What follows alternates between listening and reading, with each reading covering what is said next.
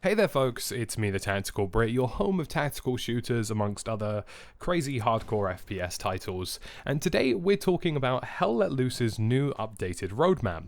There's a lot going on and I wanted to sort of unpack it for you guys today and talk about what is coming in Update 8 and also what's coming in the future as well, which honestly looks incredibly impressive. There's lots to be excited about here and lots of really key and critical improvements, so let's dive on in. So to start with, we have Update 8, and this is penciled in for Q4 2020.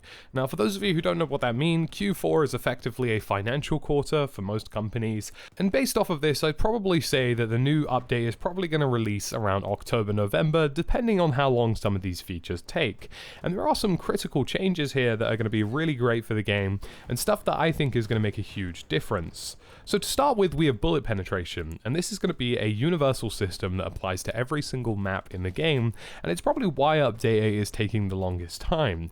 The reason for this is because bullet penetration is incredibly complex, as you have to kind of apply physical attributes to pre-existing props in the maps. And there are a lot of maps, and there are a lot of assets within those maps, so these things do tend to take time.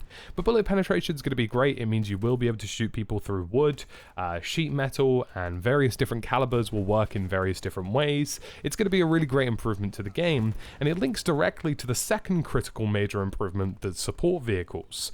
Now, it wouldn't have made sense to have support vehicles if bullet penetration didn't exist. Now, you have to bear in mind that everything that's developed into a game requires physics, and support vehicles are no different. It would have been really strange to shoot through the tarp of a transport truck and not actually kill anybody inside because the tarp is indestructible. That wouldn't make any sense, and it's exactly why bullet penetration is taking the front stage and center here for this general update, because it's a requirement for things like support vehicles to exist. So that's really exciting. Support vehicles, we're probably looking at sort of transport trucks, I would say. Kind of the stuff you already see in Postscriptum, I would say, is roughly what you're going to get here. There probably won't be things like transport jeeps, as that's sort of penciled in for a little bit later on, as you can see in the roadmap, but ultimately transport trucks, you're looking at big sort of logistical style trucks to get people to the battlefield, and that's going to be pretty cool, and also offer some pretty new options for tanks and also people who are running AT. Next up, we have increased optimization, and this is really important because it's something that is plaguing the game, I think. Ultimately, I would like to see stronger FPS in this game. I think a lot of people would, and I seem to catch a lot of FPS drops recently as well. A much smoother experience is preferable, and I'm glad to see this coming. Satchel charges are also making a feature, which is something that hasn't existed in this game so far.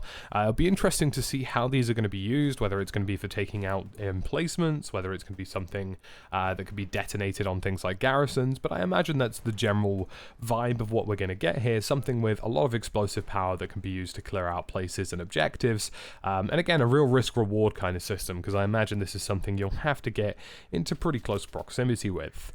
We also have a veteran progression system, which is interesting to see.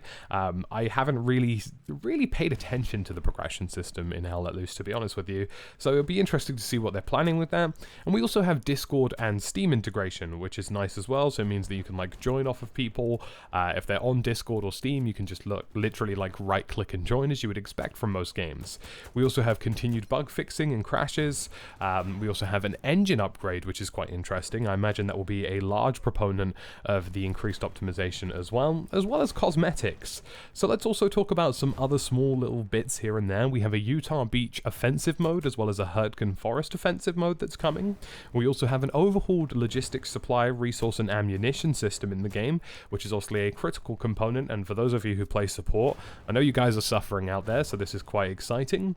The engineer role is also being expanded to have more influence in the game. There's also a map overhaul of Hurtgen Forest and St. Maria Glees, which is very exciting. I think Hurtgen Forest especially is quite a weak map in the game and does need some love. We also have a heavy weapon SFX overhaul too, so lots of great things to be excited about in Update 8, and I think it's going to be a fantastic update. Obviously it's going to take a while, but it's got loads of different bits about it that's going to make it quite special. Moving on to what is still to come, and I should note that this list isn't exhaustive. There probably will be more stuff in the future, but this is just what's on the roadmap for now, so likely stuff that's been greenlit internally by Team 17 and Black Matter. So we have further optimization to the game, which is anticipated. We also have an unannounced Western Front map, more transport options such as a Jeep and Kubelwagen. I've never really understood how to pronounce that, so, you know, absolutely slate me for it. We also have a support role overhaul, which is fantastic. New weapon loadouts. For those of you who are probably pyromaniacs, flamethrowers are coming to the game at some point, so I imagine that lots of people are excited about that. We also have continued improvements to sound across the entire game. The engineer role is receiving a complete overhaul, a continued UI and HUD polish, more commander abilities. The Eastern Front is coming as well. I always find these roadmaps interesting, because the Eastern Front is obviously massive, because it means new factions, it means new weapons, it means new maps, it means a lot of things, and like it's just this tiny box that says the Eastern Front. I would have had that stuff like in bold with colors and like a Russian flag, a Soviet flag in the background going mad, but it's just a tiny box, you know, it's a humble Eastern Front box. We also have a localization pass, a melee upgrade system, or at least a melee system. I don't actually think there is one in the game at the moment, so that's going to be pretty interesting, except for bayonets or something of that variety. We also have an in-game FX overhaul again, as well as better player grouping systems before you jump into a game, which is quite exciting. We also have an armor system rework and even more customization options. So overall, guys, lots of really interesting things coming in Hell Let Loose. I think Update 8 is going to be a really solid improvement on Update 7, especially with optimization, but support vehicles are something that's been desperately needed in this game.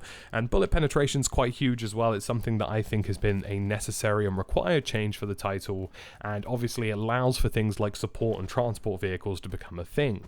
We also have a lot more to look forward to. Personally, for me, the Eastern Front is going to be the massive standout for that, as well as flamethrowers. Those will be pretty cool as well, and I'm very excited overall. I think there's lots to be excited about with Hell Let Loose, and I want to hear how you guys are feeling about the game. Let me know in the comments section down below.